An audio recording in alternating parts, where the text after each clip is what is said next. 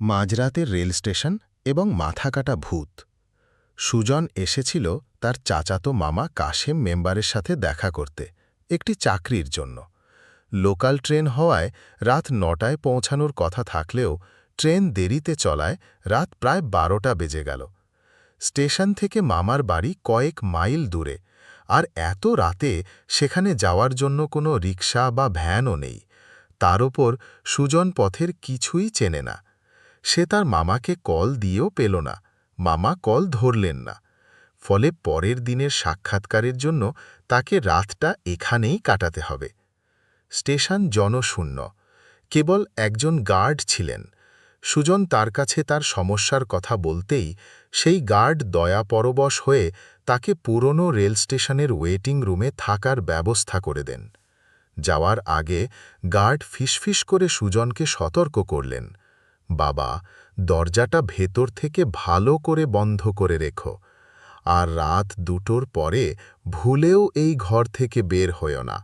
ভয় পেও না বাবা, ভোর হলেই সব স্বাভাবিক হয়ে যাবে, বলে গার্ডও বিদায় নিলেন। ছোট ঘরটির ভাঙা জানালায় গ্রিল বসানো, আর ভেতরে একটা পুরনো কাঠের বেঞ্চ। ঘরে একটি হারিকেনের মৃদু আলো জ্বলছে। সুজন তার ব্যাগ থেকে খাবার ও জল খেয়ে নিল। তারপর ব্যাগটা মাথার নিচে দিয়ে কোনো মতে বেঞ্চের ওপর শুয়ে পড়ল।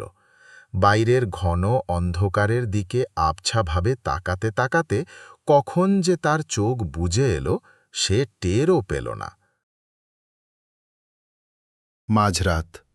হঠাৎ এক অদ্ভুত বিভৎস আর্তনাদের শব্দে সুজনের ঘুম ভেঙে গেল।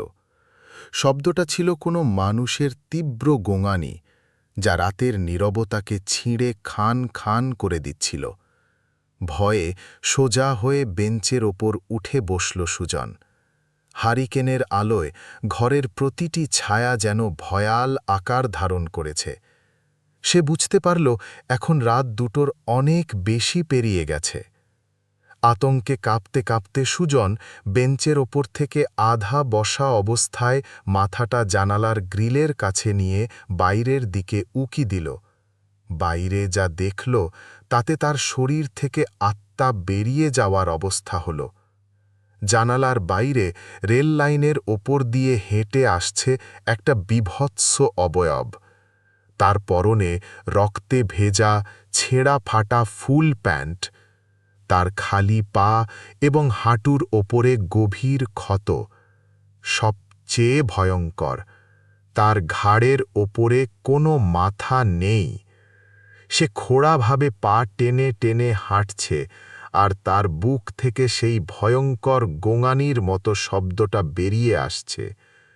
সুজন পাথরের মতো স্থির হয়ে দেখল গলাকাটা মানুষটা রেল লাইন ধরে খোঁড়াতে খোঁড়াতে হেঁটে আসছে।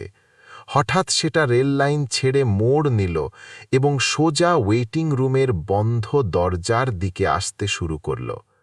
মাথাকাটা ভূতটা যখন দরজার ঠিক বাইরে এসে পৌঁছাল, তখন বিভৎস গোঙানি আরও তীব্র হল। দরজায় যেন আছড়ে পড়ার শব্দ। আতঙ্কে ছেলেটা এক লাফে উঠে গিয়ে ২ হাত দিয়ে সজোরে দরজা টেনে ধরে রইল।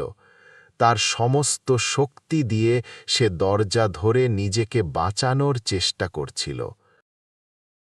যখন আর সহ্য হচ্ছিল না, তখন ভয়ের শেষ সীমায় পৌঁছে সুজন জোর চিৎকারে আজান দিতে শুরু করল, আল্লাহু আকবার, আল্লাহু আকবার।